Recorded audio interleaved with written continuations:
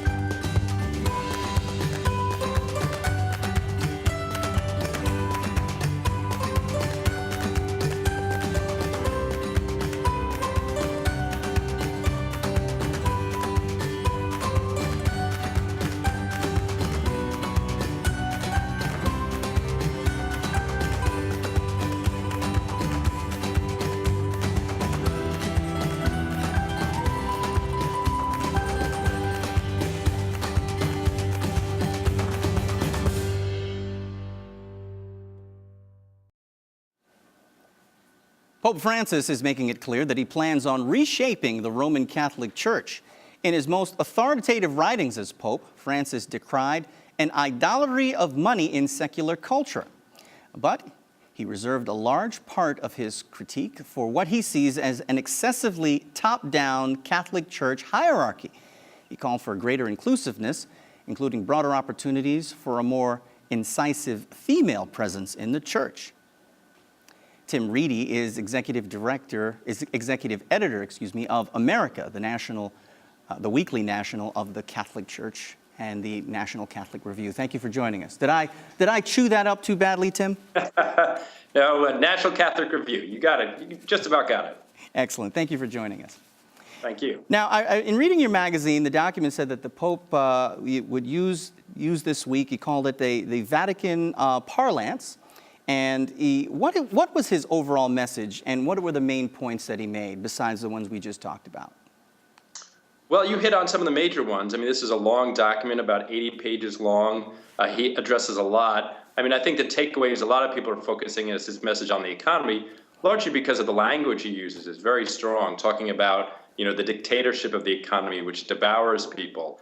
And that's definitely key there, but he's not letting anybody off the hook. He's not just focusing on the wealthy. He's focusing on how we are all responsible for one another and for the vulnerable and what we need to do to reach out to them.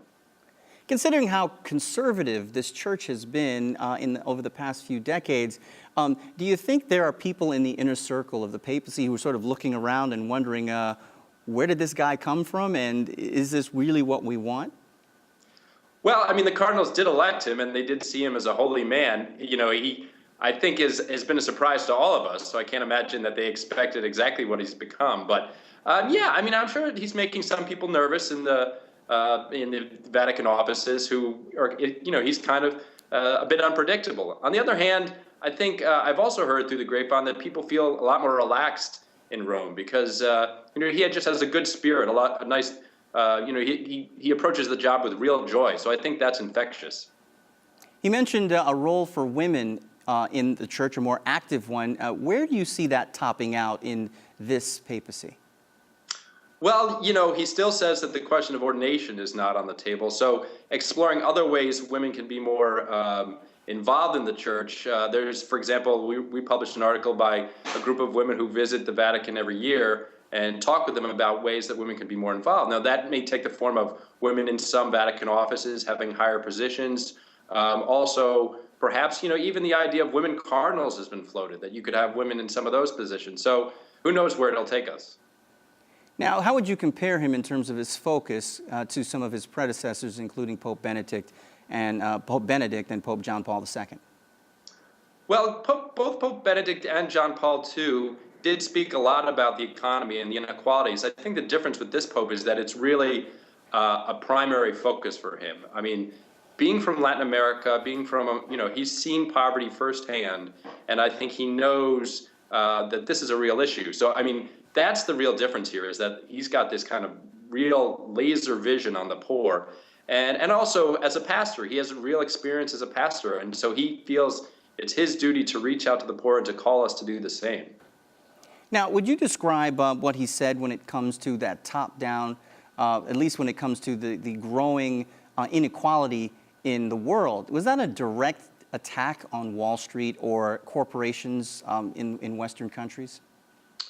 Well, he is definitely very critical of that culture. I don't think that's his only target. I mean, I think anybody who has selfishness in their own hearts for whatever reason, whether it is revolved around money or material goods, he's also calling us out for that.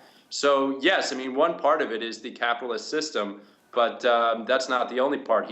There's a lot of other people out there that he's calling us to account. Now, it's been 8 months since he was elected. If you were to give him sort of a progress report on what he's been able to actually accomplish versus what he said at the very beginning, what would you say about it? I'm sorry, I didn't hear that. Could you say that again? It's been 8 months since he was elected, and if you had to give him a progress report based on what he said at the very beginning to now, what do you think, what changes has he actually made, or what seismic movements has he made in the Catholic Church?